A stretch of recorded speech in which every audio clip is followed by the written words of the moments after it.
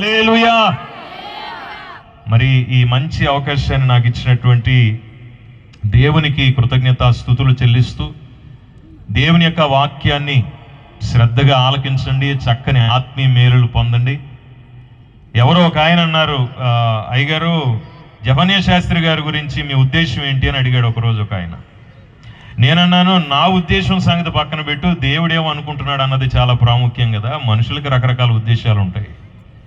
నీ గురించి నా గురించి ఎవడేమనుకుంటున్నాడు అన్నది ముఖ్యం కాదు, దేవుడు ఏమనుకుంటున్నాడు అన్నది ఒకటే ముఖ్యం కదా అని అన్నాను.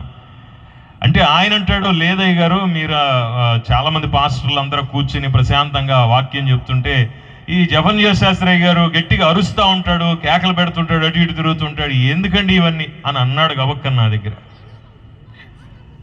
సరే, ఒక్కొక్కరిది ఒక్కొక్క విధానం, దాని గురించి ఎవరిని విమర్శించుకోవడానికి ఏం లేదు. అతడు నన్ను అడిగాడు, నిజంగానే ఇది జరిగింది.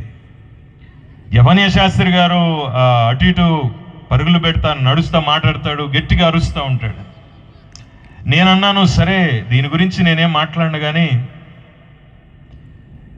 మిట్ట మధ్యాహ్నము మే నెలలో ఉన్న ఎండాకాలంలో మిట్ట మధ్యాహ్నం నిన్ను బాగా భయంకరమైనటువంటి ఎండ వేడి కలిగినటువంటి తారు రోడ్డు మీదకి తీసుకెళ్ళి చెప్పులు లేకుండా నిన్ను అక్కడ నిలబెడితే నువ్వేం చేస్తావు అన్నాను నేను.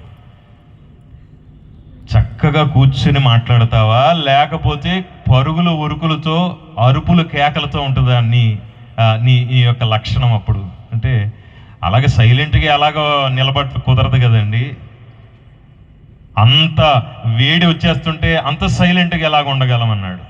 మరి పరిశుద్ధాత్మ అనేటువంటి అగ్ని లోపల హృదయంలో మంటలు పెడుతుంటే మాటలు ఎలాగొస్తాయి?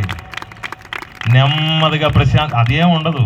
అక్కడ కాలిపోతున్నటువంటి నరకాగ్నిలోకి పోకుండా ఉండాలి అని అంటే ఇక్కడ పరిశుద్ధాత్మ అగ్ని ఖచ్చితంగా అవసరం. దైవజనులు జెఫన్యా శాస్త్రి గారి ద్వారా దేవుడు మనకు అది ఇస్తున్నాడు. స్తోత్రం చెప్పండి గట్టిగా, హల్లెలూయా.